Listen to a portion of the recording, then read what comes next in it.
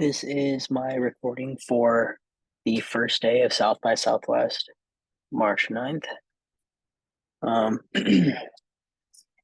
So the first experience that I went to was the Johnson & Johnson interactive experience, which was basically just an exhibit showing off um, new, medical technology, one of which being um, the ASO VR surgical training platform, and the other one being an augmented reality platform. And I got to try out um, performing a tubular rotational osteotomy, which was pretty cool. And one of the guys that worked on the dev team for this um, training or procedure training walked me through it and introduced me to the product, and it was really interesting.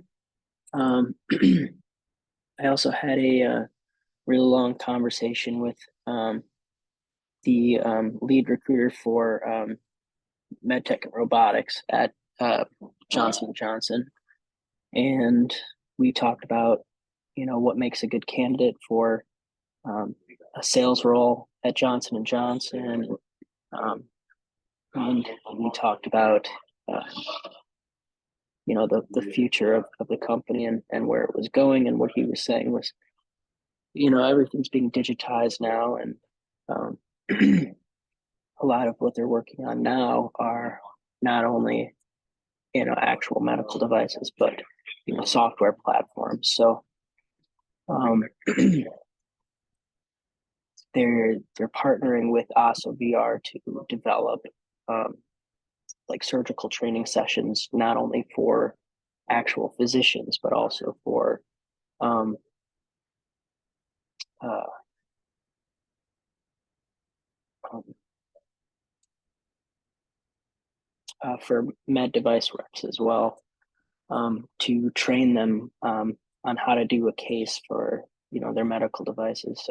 So before they go into the operating room as a you know um, case specialist, walking the surgeon through how to use the device in their procedure, they're um, able to be trained on it and watch the procedure before they even go into the operating room, which is interesting.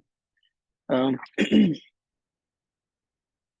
the I also had a pretty good conversation with the dev guy, and we were talking about the limitations of the technology right now, and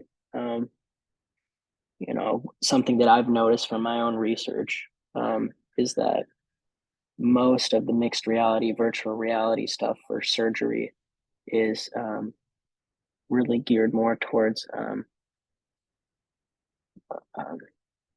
osteo. Um, oh, come on.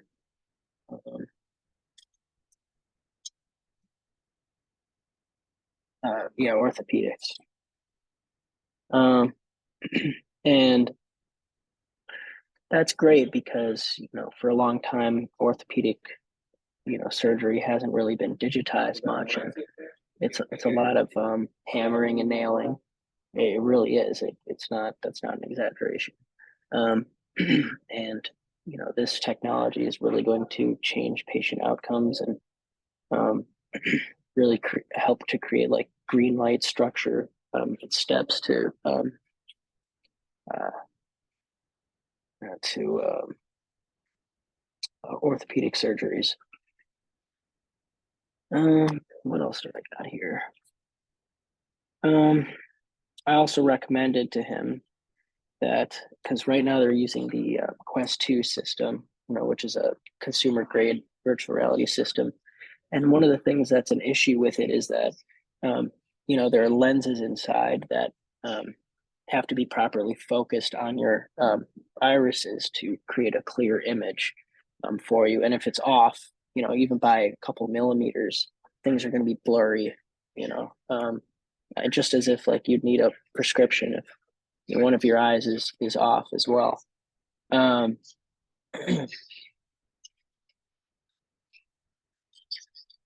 Um, and so I had recommended that, while the Quest 2 system might be slightly higher resolution, eye to eye, it it might be a good idea to try rolling back to an older VR system because the new ones only have a few adjustment options for your eyes. So not every surgeon, every um, person is going to have the same clear image as the next.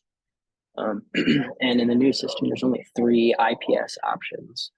Um, but in the older systems, it was a manual adjustment, so you could move it to wherever the image was clearest to you, and it could be adjusted to any person. And they went away from that because it seemed too complicated for consumers. But in my perspective, I mean, surgeons are highly educated, um, and there's more and more early adopters coming into the field every single day, and I think it could be valuable to move back to a system that implements this manual IPS adjustment. Um,